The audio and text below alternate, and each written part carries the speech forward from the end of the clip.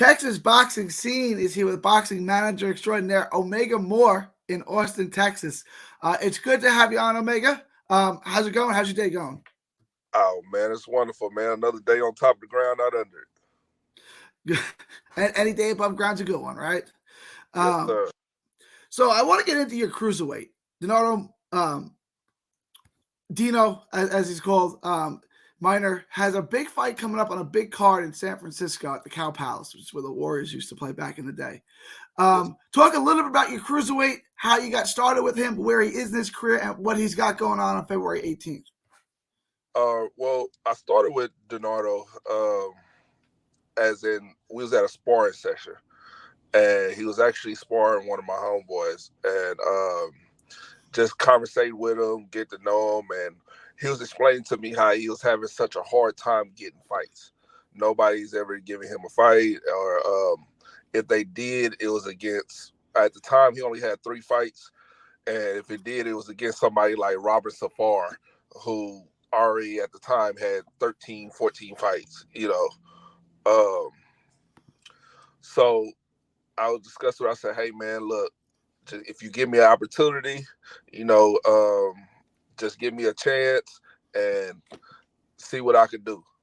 So he gave me that opportunity, and I got him. I started getting them fights. I got him one of his first fights, Juan Torres, and he went in there, take care of business, and ever since then we've been locked in. So Juan Torres was your first fight that you worked together with him. That was Yes. Juan Torres is a Houston-based fighter. You've seen him on Top Rank. He's a big guy. He's got the Houston Texans tattoo. He's a good fighter, but we're familiar with.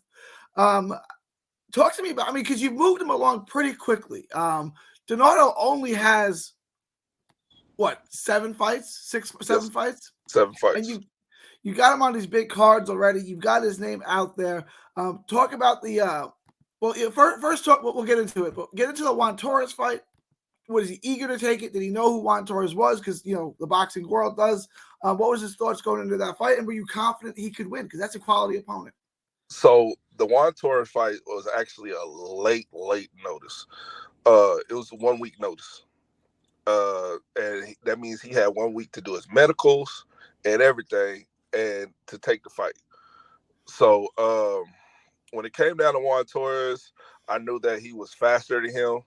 I knew that he had a great opportunity to outbox him and stay at a distance with him. So I just told him, "Hey, look, it's a good fight. We could take it. It's a late notice. It's a great way to put your name on the books." And he was eager. He was already in shape. He has been training. He stayed in shape, actually. So he was already in shape. He'd been training. He was just like, "Hey, look, I haven't had a fight." And I think at that time it was like 6 months. He was like, "I haven't had a fight in 6 months. Let's take it." He took it, went in there, got the decision, and ever since then it's been up. After that, you traveled to Salt Lake City. Yes. Not exactly a mecca of boxing to take on one of their undefeated prospects, Juan Chiguera. You fought him in his backyard. You dominated that fight, went the distance, but it was 4-0 on all the cards. I think right, it was 4-0 on all the cards. It was Yeah. one-sided fight. So you're not afraid to take him into people's backyards. I mean, talk about that, and because you'll take any fight with a quality opponent, and you're willing to travel. What makes you so confident in your fighter, and why are you so confident in bringing him to someone's backyard like that?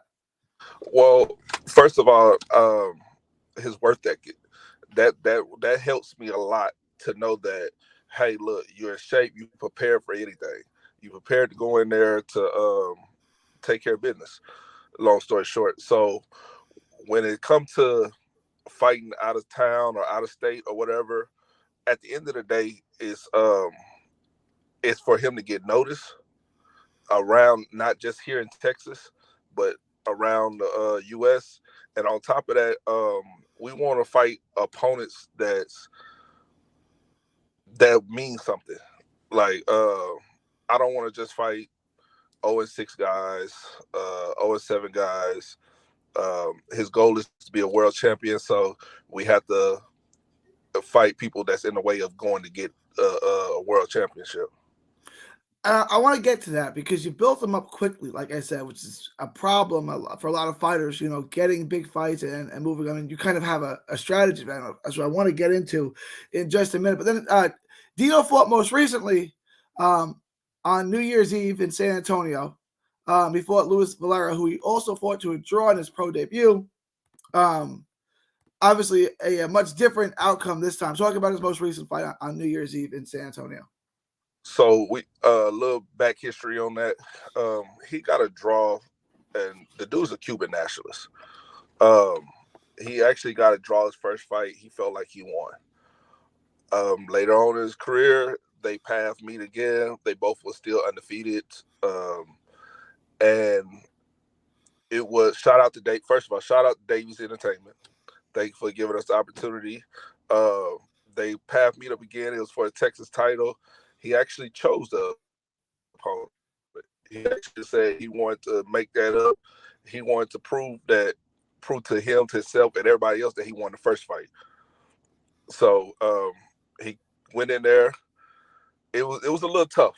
It was a little tough. He came in. Valera came in ready to fight. He came in there to really fight, but at the end, he ended up dominating. He ended up taking it over. He ended up actually having fun doing what he wanted to do. I don't know if you saw the video where he actually touched his shoe and then punched it. I did see it. I saw it. But so, go ahead. No, go ahead. Keep. Yeah, so it was then also taking that fight, it was his first 6-rounder. So it actually proved that he could go the distance. It actually proved that, he has to withstand the battle and everything to go the distance and go the distance in a tough fight, not just somebody who he's in there playing with. And he took care of business. He's got the win. You've got him on the right path, right? You've got him on a quick path. What's next? You obviously got the fight coming up February 18th, but what's the plan for the rest of 2023 and the future? Because you're getting him closer. You're moving up the level of opposition, and you're putting them in with better fighters. When do you think title fights and elite fighters, world-class fighters will be on the menu? So our next fight is actually against a tough prospect. His name is Sheree. He was named after Sugar Ray. He's actually undefeated. He's actually fought on PBC. He got a draw on a PBC card with an undefeated prospect. But yeah, so he's a good fighter. He's a great fighter. He's number 16. If I'm not mistaken, he's number 16 in the U.S. in cruiserweight, and Dionardo's number 17. So with us taking this fight, it's another step-up fight, another way to get closer to our ultimate goal is to be world champions. It's in his backyard. It's in San Francisco. It's at the Cow Palace. And the reason that we're moving at this pace is not because of his age. It's because of we believe in his talents. We believe in his talent. We believe in his skill level. And now it's just really just time to show the world. And for the rest of this year, I want him to be within the top 5. I want him to be within the top 5 by the end of this year. Let me ask you, right? Because he didn't have a deep amateur pedigree. He didn't have, he got kind of a late start. What did you notice about him off the bat in that sparring session that said, yeah, I want to work with this guy. I can take this guy to the top. What stuck out about him to you? His learning curve. His learning curve and his work ethic. Like a lot of people don't realize that he stays on weight year round. Like he don't never just slack off, take off. Like maybe after a fight, a day or two or something, he might hang with the family, eat a little bit. He might be 205, but he fights still at 200. So after that, it's what did I do wrong in there?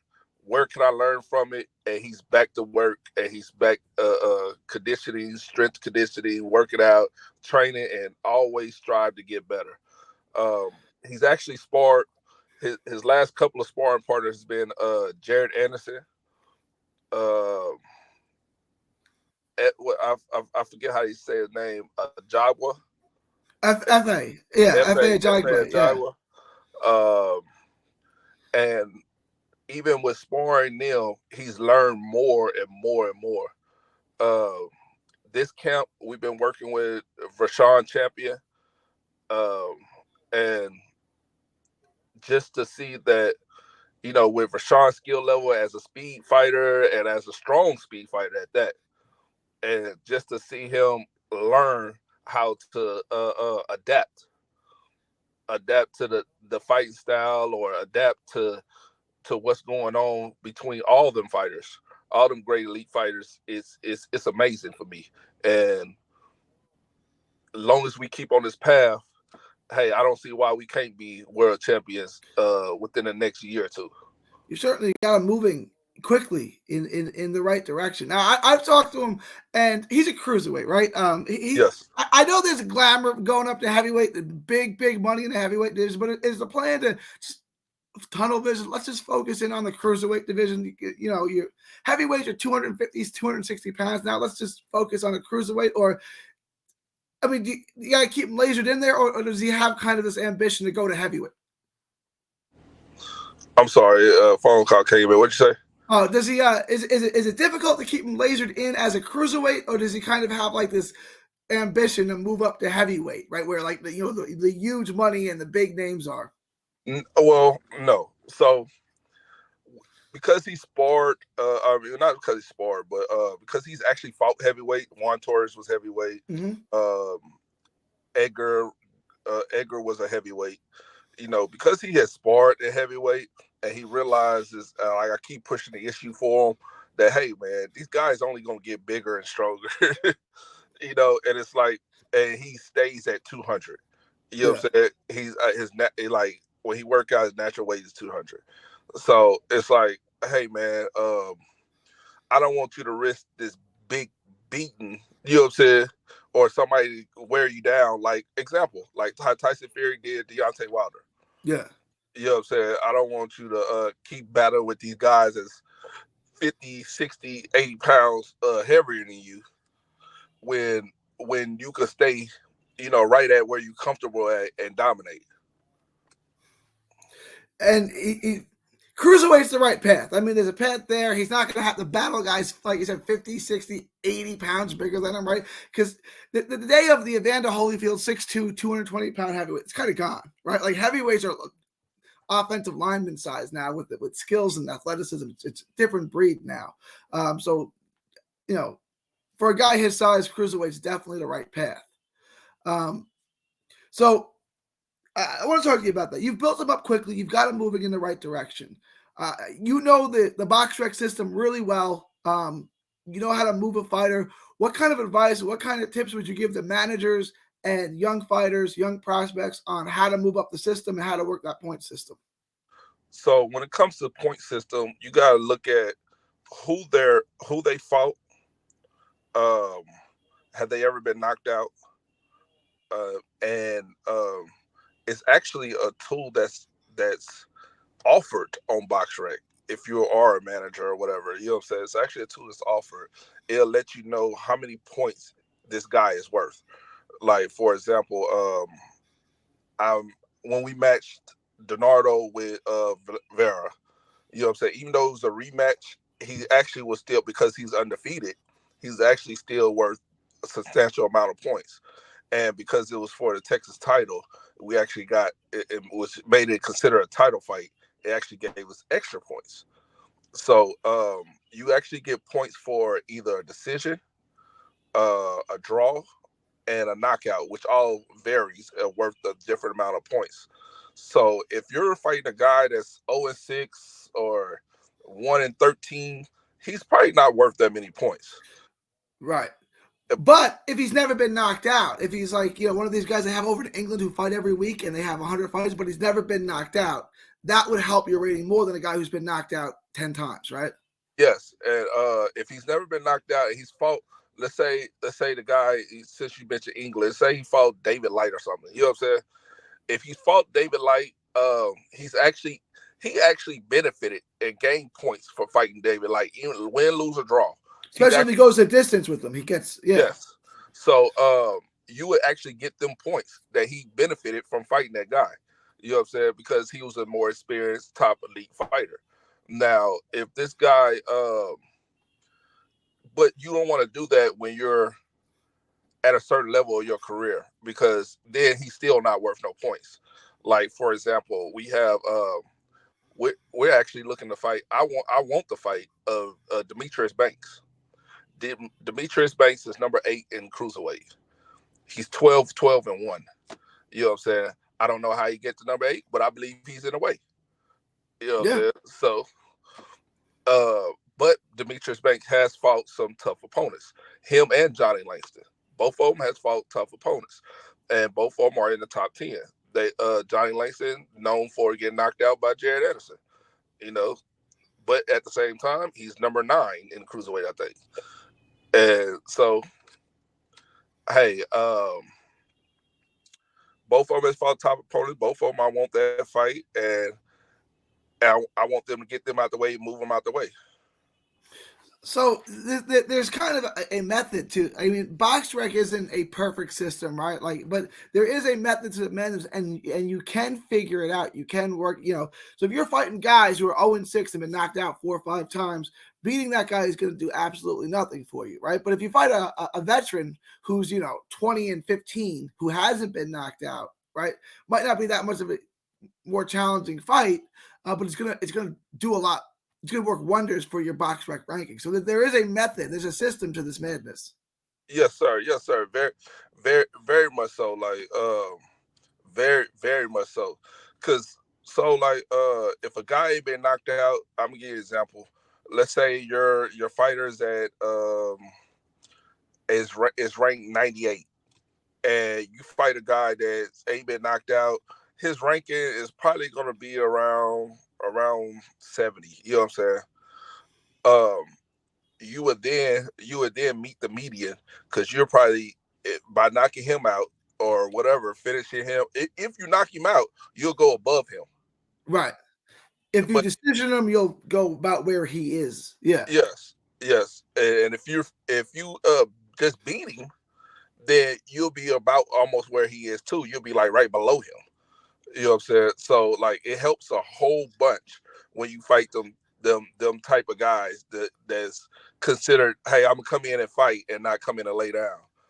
Like, the point differential is so substantial that it's ridiculous.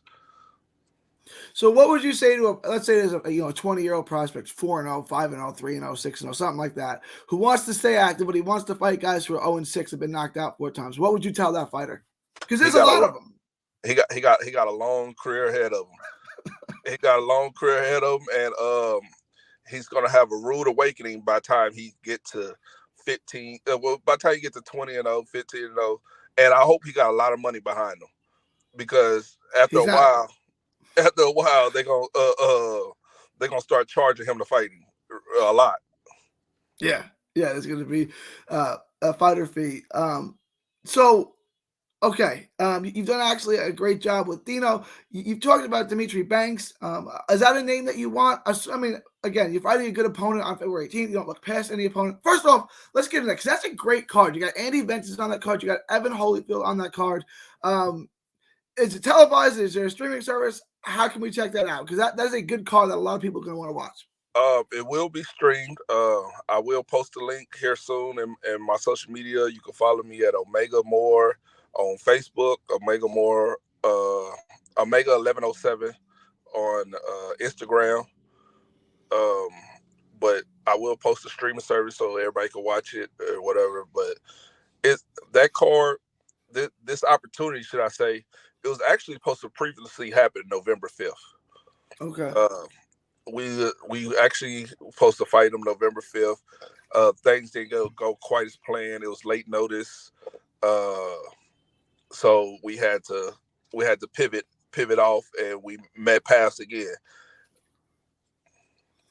So you finally get the opportunity now, 3 months later or so. Is it better now for Dino? Is he more prepared? He got another fight underneath his belt. Is it better to take it now than it would have been back in November? It wasn't necessarily the time. It was the fact that it was short notice and we couldn't get everything together. Yeah. Now, as far as preparation, he's already fought a 6 rounder now. and this is another 6 rounder. So it's more it's more preparation, more time, more. He's already had, now he's got his feet wet in a 6 rounder, um, and it's he it gave him more time, true enough, to prepare and more time to get more experience. So that's February 18th, Cal Palace, which is San Francisco, right? San Francisco. Correct. Um, and I'll share that link to him once you post it. I'll share. I'll make sure because people are gonna want to watch that fight. I want to talk to you a little bit about Austin, Texas boxing, right? Because you're in Austin. Austin's got a nice little fight history. You haven't had a world champion, but you've gotten close. James Kirkland, Curtis Colvin, Casey Ramos. There's been good fighters in that area, but now we have a surge of other young fighters, right? Yeah. Dino's in the area. Kid Austin, Floyd Schofield, which is prospect of the year, Golden Boy fighter. Sean Brewer, who I think the world of, again, another guy who got a late start, but an incredible athlete and talent. Talk to me a little about the state of Austin boxing and where you see it going. Well, as far as Austin boxing, I see a world champion coming out of here. So no matter what division it is, I like Kid Austin. Kid Austin's another guy with the awesome work ethic. Every time I see him, he's always been in the gym, day and night. He's training, trying to not only get faster, stronger, but his learning curve. He's trying to learn. He's trying to learn more of what to do in a fight and strategies and stuff like that. As far as who else you mentioned, Sean Brewer, that kid is on a whole nother level that I can't wait to people to see. Like, he's another guy, late start. He came in, took fights on B sides, right, and just destroys everyone. Like, I don't know if a lot of people know who Sean Brewer is, but if you don't, you need to learn who Sean Brewer is. Yes, he trains out the Bones Gym. I actually got to meet one of his. I actually had lunch and dinner with Sean Brewer. Talked to him pretty often. I got to meet him. I met him through one of his family members, Coach Rico. Coach Rico is probably one of the top coaches here in Austin, Texas. Has lots of amateur fighters that has a lot of accolades. But Sean Brewer, I think people are going to be. I put him up there with likes of like Javante Davis and Steven Shakur. When they finally get to see him unlock his real potential, like it's gonna be amazing. It's gonna be a show to watch. Fortunately, he trains in Vegas. He's from here. He's has roots here in Austin, Texas, but he trained in Vegas, and it's gonna be Sean Brewer's gonna be a whole nother animal. It's going to be a problem real soon. Like the athleticism, the power, the speed, the height. I mean, he's got everything. You got Floyd Schofield, which if anyone's ever talked to Floyd Schofield, there's no one that doesn't. There's everything about that kid is impressive, from his skills, his speed. He's an extremely intelligent kid. Like I spoke to him. I'm talking like, how old are you? He's like, I'm 19. I'm like, that's a lot of wisdom for a 19-year-old. Like, I mean, he's like talking to a young Kobe Bryant. It's like, this kid is like next level smart. Like, you're blown away by Floyd Schofield. So there's a lot of good things going on right now in Austin boxing. I want to ask you mentioned the name Javante Davis before. Javante Davis has a fight coming up, almost official, with Ryan Garcia. I'm getting everyone's take on that. Who do you got, Tank or Ryan Garcia? If Ryan Garcia could stay disciplined and box,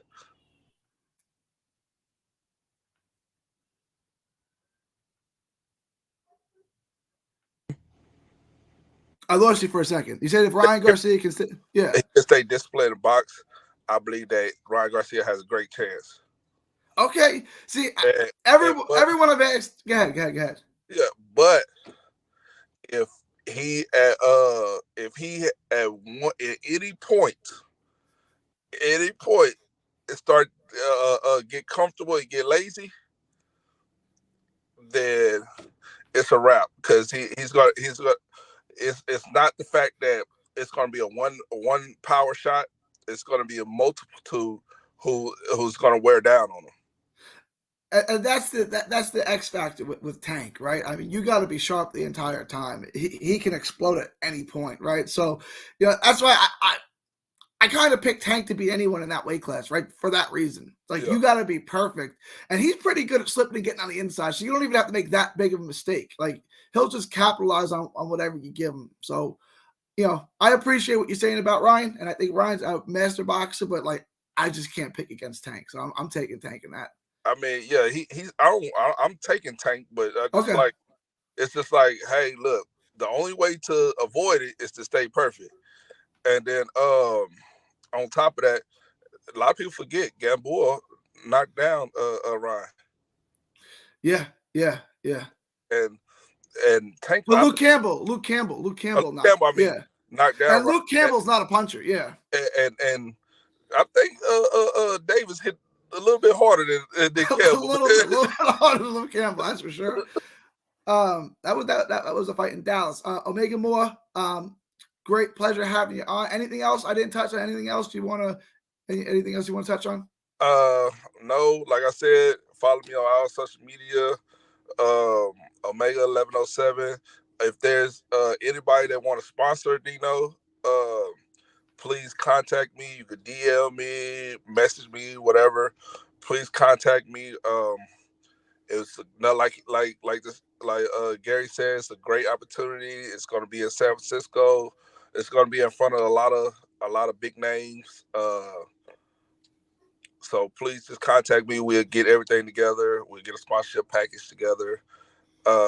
Anybody that's dedicated and focused, I'm willing to take on and give them opportunity, but must be 100% dedicated and focused, man. Like if your life is not boxing, please do not contact me or in my inbox.